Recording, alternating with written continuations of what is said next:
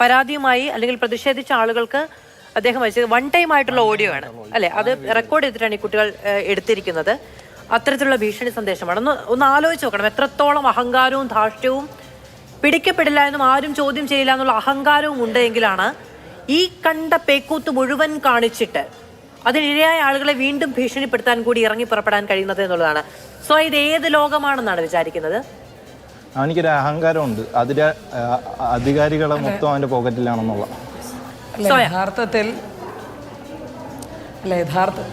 യഥാർത്ഥത്തിൽ നമ്മുടെ മുൻപിലേക്ക് കടന്നു വന്ന ഈ വലിയ കറുത്ത ബാഗും തൂക്കി നമ്മുടെ വീടുകളിലേക്ക് കടന്നു വരുന്ന കുട്ടികളുടെ മുഖം നമ്മുടെ മുൻപിൽ വരികയാണ്. അവരൊക്കെ കടന്നുപോയിട്ടുള്ള ഒരുപാട് പ്രയാസങ്ങൾ നമ്മൾ ഓർത്തു പോവുകയാണ് മാധു. എൻ്റെയും നിങ്ങളുടെയും ഒക്കെ വീടുകളിൽ ഇവർ വന്നിട്ടുണ്ടാകും.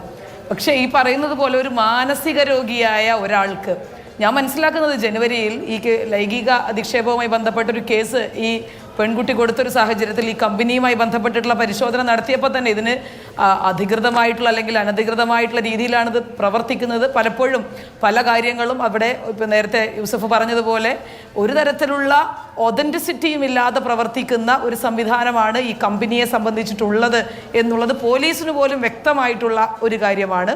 എന്നിട്ട് പോലും ഇത് യഥേഷ്ടം തുടരുന്നു എന്നുള്ളത് അങ്ങേയറ്റം സങ്കടകരമായിട്ടുള്ള ഒരു കാര്യം തന്നെയാണ്. വളരെ കൃത്യമായിട്ടുള്ള പ്രതിഷേധം ഉണ്ടാകേണ്ട ഒരു സാഹചര്യം കൂടിയാണ്. 25,000 മനുഷ്യർ എന്ന് പറയുന്നത് ചില്ലറ കാര്യമല്ല. 15,000 പെൺകുട്ടികൾ എന്ന് പറയുന്നത് ഒട്ടും ചെറിയ കാര്യമല്ല. അവർ കടന്നുപോയിട്ടുള്ള മാനസികവും ശാരീരികവുമായിട്ടുള്ള പീഡനങ്ങൾ, ലൈംഗിക വൈകൃതങ്ങൾ ഉൾപ്പെടെ ഏറ്റവും പ്രാകൃതമായ രീതിയിൽ മനുഷ്യനെ കൈകാര്യം ചെയ്യുന്നു എന്നുള്ള കാര്യം പലതവണ ഉന്നയിക്കപ്പെട്ടു. ഞാൻ യൂസഫ് ഇതിൽ സംസാരിച്ചതിൽ ഏറ്റവും പ്രധാനപ്പെട്ട ഒരു കാര്യം എന്ന് പറയുന്നത് പോലീസിന്റെ ഭാഗത്തു നിന്നുള്ള അനാസ്ഥയാണ്. അത് നമ്മൾ വളരെ കൃത്യമായി അഡ്രസ്സ് ചെയ്യപ്പെടേണ്ട ഒരു കാര്യമല്ലേ?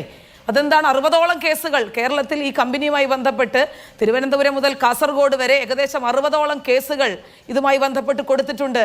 ഈ കുട്ടികൾ വളരെ വ്യക്തമായിട്ട് അതിൻ്റെ കൃത്യമായിട്ടുള്ള വീഡിയോ ഉൾപ്പെടെയുള്ള കാര്യങ്ങൾ പോലീസ് സ്റ്റേഷനിൽ പോയി പറയുമ്പോൾ അത് ആ സിബ് അഴിച്ച് കാണിക്കാൻ പറയാനാണെങ്കിൽ കേരളത്തിൽ പോലീസ് എന്തിനാണ് കാക്കിയിട്ടിരിക്കുന്നത് എന്ന് ഏറ്റവും സാധാരണക്കാരനായ യൂസഫിനെ കൊണ്ട് ചോദിക്കാൻ മാത്രം ഇവിടുത്തെ ആഭ്യന്തര വകുപ്പ് മാറിയിരിക്കുന്നു എന്നുള്ളത് അങ്ങേയറ്റം ലജ്ജാകരമായിട്ടുള്ള ഒരു കാര്യമാണ്. ഇപ്പോൾ കേരളത്തിൻ്റെ തൊഴിലില്ലായ്മയുടെ ഏറ്റവും രൂക്ഷമായിട്ടുള്ള ഒരു സാഹചര്യത്തിലേക്കാണ് ഇത് പോകുന്നത്. നാളെ പ്രമോഷൻ കിട്ടും, നാളെ കോടീശ്വരരാകാം എന്നുള്ളത് മാത്രമല്ല, 5,000 രൂപയ്ക്ക് ഒരു മാസം പണിയെടുക്കാൻ തയ്യാറാകുന്ന മനുഷ്യൻ, അവന്റെ സാഹചര്യങ്ങൾ, അതിനെ ചൂഷണം ചെയ്യുക എന്ന് പറയുന്നത് ഇപ്പൊ ഒരു വൈറ്റ് കോളർ ജോലി എന്ന നിലയ്ക്ക് വീട്ടിൽ കമ്മ്യൂണിക്കേറ്റ് ചെയ്യുന്നതാണ് അല്ലെ? വീട്ടുകാർ വിചാരിക്കുന്നത് ഈ കുട്ടികൾ AC മുറിയിൽ ഇരുന്ന് പണിയെടുക്കുന്നു എന്നുള്ളതാണ്. അവരനുഭവിക്കുന്ന പീഡനമാണിത്. അല്ല, അതിന് ഒരുപാട് കാരണങ്ങൾ കേരളത്തിൽ നമ്മളിത് വളരെ സാധാരണമായി പറഞ്ഞു പോകേണ്ട ഒരു കാര്യമല്ല. ഇത് കുറെ കൂടെ ആഴത്തിൽ പഠിച്ച് ഒരു ലോങ് ടേം പ്രോസസ്സായിട്ട് തന്നെ മനസ്സിലാക്കിയെടുക്കേണ്ട ഒരു കാര്യമാണ്. ഇതിൽ ഒരുപാട് കാര്യങ്ങളുണ്ട്. കേരളത്തെ സംബന്ധിച്ച് വലിയ ലിറ്ററസി റേറ്റ് ഉള്ള ഒരു സംസ്ഥാനമാണ്. എന്നിട്ട് പോലും അതിൽ ഏറ്റവും കൂടുതൽ അഭ്യസ്തവിദ്യരായിട്ടുള്ള ആളുകൾ തൊഴിലില്ലാതെ 29% ആളുകൾക്ക്, അല്ലെങ്കിൽ 15-നും 29-നും ഇടയിലുള്ള 29% ആളുകൾ തൊഴിലില്ലായ്മ അനുഭവിക്കുന്നു. സ്ത്രീകളുടെ കാര്യത്തിലാകട്ടെ അത് 49% കണക്കുകൾ പറയുന്നു. അപ്പോൾ ഇതൊക്കെ വളരെ കൃത്യമായി അഡ്രസ്സ് ചെയ്യപ്പെടുന്നില്ല. നമ്മൾ ഇപ്പോൾ വലിയ ചർച്ച ഈസ് ഓഫ് ഡൂയിങ് ബിസിനസിനെ പറ്റിയായിരുന്നല്ലോ മാധു. അപ്പോൾ കേരളത്തിൽ ഇങ്ങനെ ഒരു തട്ടിപ്പ് കമ്പനി നടത്തി ഇത്ര 10-25,000 ആളുകളെ കൊണ്ട് ഇങ്ങനെ പ്രാകൃതമായിട്ടുള്ള സംവിധാനങ്ങളിലൂടെ കൂലിവേലയൊക്കെ അന്തസ്സും അഭിമാനമുള്ള, അല്ലെങ്കിൽ അത്തരത്തിൽ അന്തസ്സും അഭിമാനത്തോടു കൂടി മനുഷ്യർക്ക് ചെയ്യാൻ പറ്റുന്ന ഒരു കാര്യമാണ്. ഇത് ഒരു മനുഷ്യനെ പോലും, പട്ടിയുടെ തുടലാണ് കഴുത്തിലിട്ടിരിക്കുന്നത്. നിങ്ങൾ ആ വീഡിയോ കണ്ടു, പട്ടിയുടെ തുടൽ കഴുത്തിലിട്ട് പട്ടിയെ പോലെ നിങ്ങൾ ആ കുനിഞ്ഞിരുന്നു കൊണ്ട് നിങ്ങൾ നാണയം നക്കിയെടുക്കുന്ന, ഉപ്പ് വായിലേക്ക് കുത്തിത്തിരുകുന്ന സംവിധാനത്തിലൂടെ മുന്നോട്ട് പോകുന്ന ഒരു കുറുക്ക് കമ്പനിയെ ഇത്ര കാലം ഒരു പോലീസിന്റെ സ്റ്റേഷനിൽ പോയി പറഞ്ഞാൽ പരാതികളില്ലാത്ത വിധം, ഇപ്പൊ മന്ത്രി പോലും പറയാ പരാതികളില്ല.